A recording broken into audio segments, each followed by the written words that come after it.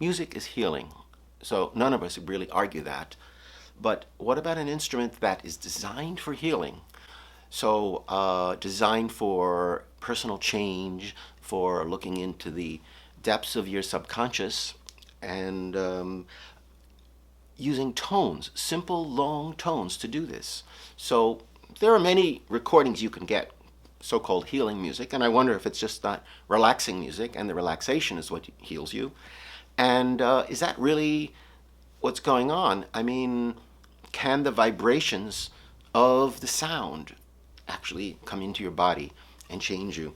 So I wonder if there are not inaudible sounds coming out of the shakuhachi that have an effect on you.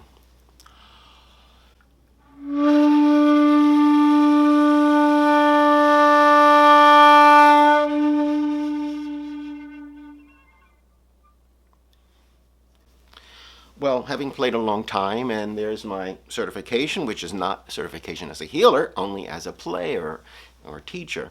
So, my only qualification is that I have seen the effect of shakuhachi on people who are under a lot of stress, and I've seen big changes in them. And I think that the changes on the psychological level affect the physical level. So maybe there's a direct connection between the tones and inaudible overtones of the flute and something inside your body.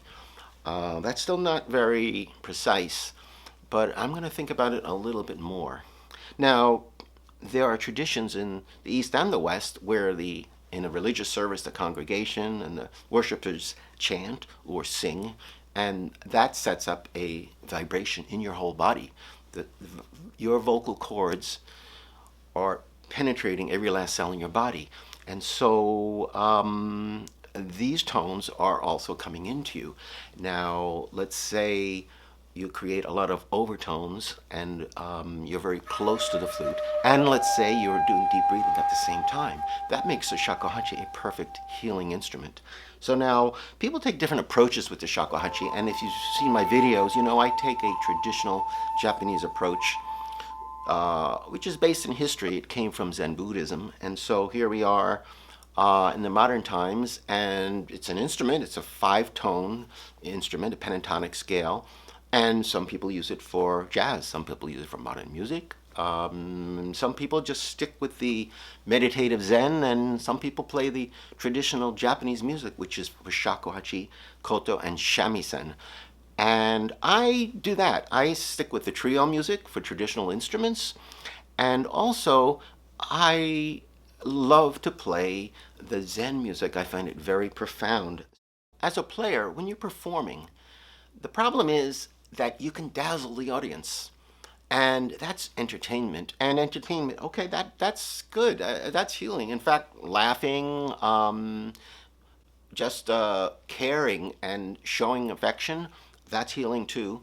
But when you go to a concert and you're being dazzled by the virtuosity of the shakuhachi player or the pianist or whoever, is that healing music? I don't think so. Now you can go and look in the list of recordings of healing music, and there are many kind of very subtle music forms. And I just was really wondering how it actually works. And so I spent a lot of time thinking about it. In fact, about a year. And I talked to some healers. I talked to a doctor, a good friend of mine who's a doctor who works with small children. And as an anesthesiologist, and the children are facing surgery, are frightened, confused. There's no way they can understand what's going to happen to them.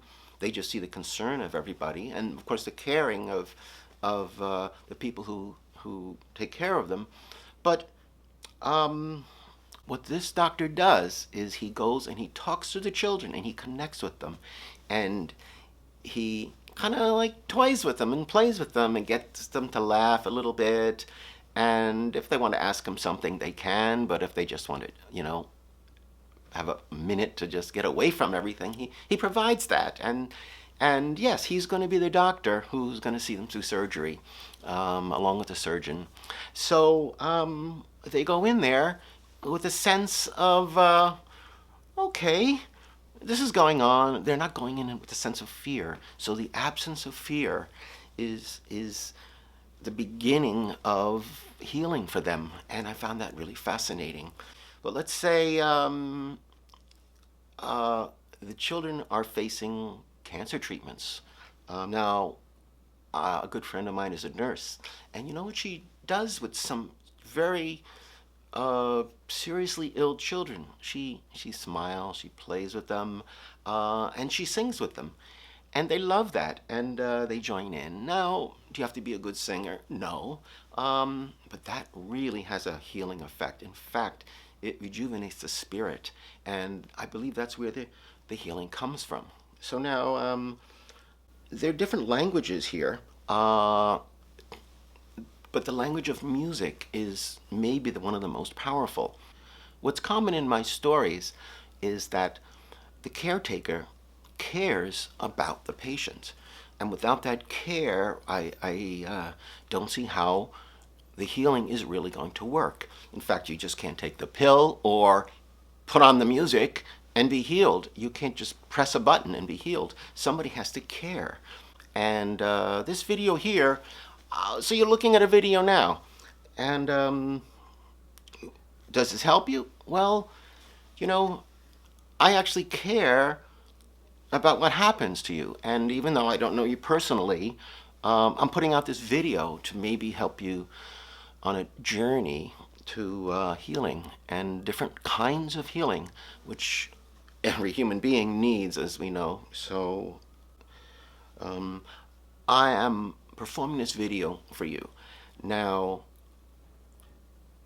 do I really have to know you personally? Well, here's the thing. You may think that nobody particularly cares that you're sick or you're in trouble, but people have trouble expressing that. And so it's good to know that there are people that care that just can't come out and say it. Now, I can get behind it and show my empathy for what you're going through. It could be something fun, and that's just what you need, is like humor to break it up. But it also could be something somber and something quiet, or just something wistful. You connect with that emotion, and then that means something. Now, it depends on the honesty and the presence of the player, and I've noticed that there's a double healing going on. The healing in you and the healing in me, because I'm relating to what you're going through. And I have things that I'm going through as well. So these are hard things to put in words, and here we are in a video talking about that. But I have to say that sometimes as a musician, when I'm playing a musical instrument, I can put my emotions into it, but not have my heart out on my sleeve and not be embarrassed. I can connect to the deeper part of the human being that you are, and without actually using words. Let's just say we speak different languages. Those words aren't really going to be helpful, but the music is an international language. In fact, the shakuhachi is so unlike the traditional Japanese instruments that it's called foreign music by the Japanese people. That's a traditional way to, that's a strange instrument, because it doesn't deal in the normal musical language, which is songs you know, and rhythm, and words, and lyrics, and dance. This is totally outside that. There's a lot of long tones. Now go listen to some Shakuhachi videos and listen, or recordings, and just say, this is something different. This is something different. And there are times when, you know, a melody isn't going to help you. And I'm just talking about healing and music, but it's not going to help you because you may not really be in the mood to hear something happy, and you don't want to hear something sad. You're really disconnected, and that could even be in small children. So when I did this concert once, I call it a concert, but I visited a school, and there are little children, and they all gathered around me. It was a wonderful experience. In fact, I repeated it in private schools and public schools, and